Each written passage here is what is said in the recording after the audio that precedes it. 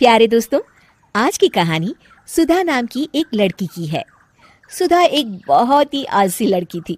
घर के काम करना तो दूर, वो एक गिलास पानी के लिए भी अपनी माँ पर निर्भर थी। अरे अब उठ भी जा नालायक, 10 बजे तक सोती रहती है। अरे कुछ तो घरेलू लड़कियों वाले लक्षण दिखा।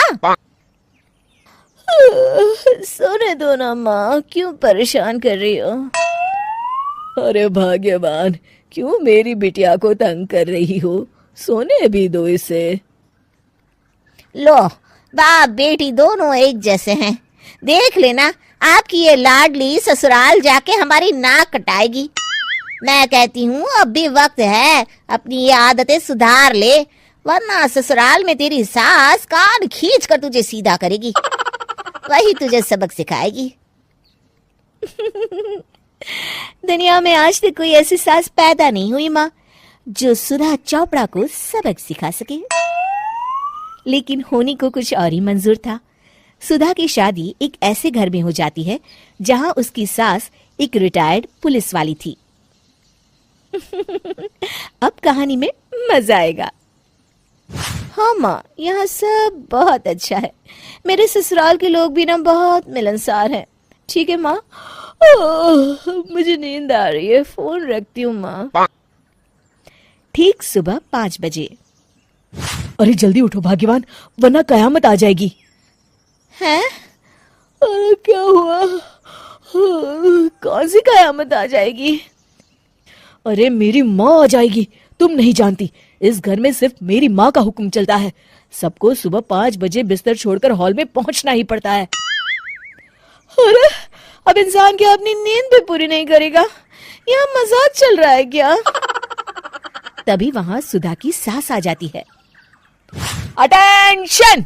मजाक तो तू समझ रही है बाबू, ये मेरा घर है और यहाँ हर किसी को डिसिप्लिन में रहना होगा। अटेंशन! अरे माँ जी, लेकिन इतनी सुबह कौन उठता है? कौन होता है मतलब? हम सभी उठते हैं, रोज उठते हैं, और अब से तुझे भी उठना पड़ेगा। आखिर मैं पुलिस वाली जो ठहरी। अटेंशन! अरे माँ जी, लेकिन अब तो आप रिटायर हो गई हो ना। तो क्या हुआ? शेर कितना भी बूढ़ा हो जाए, शिकार करना नहीं छोड़ता।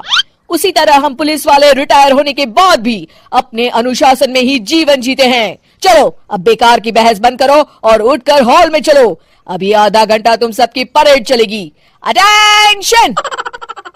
अरे मैं कोई परेड नहीं करने वाली। सुधा की सास अपनी बहू का ये बर्ताव देख झल्ला उठती है। गौर से देख, तू कहां और किसके सामने खड़ी है? यहां बात सिर्फ एक बार समझाई जाती है, बस। अटेंशन! इतना कहकर सुधा की सास चली जाती है।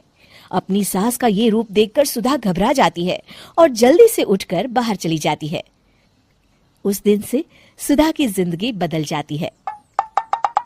हाय, थक गई मैं तो। ये घर है या जेल? कितना काम करना पड़ता है।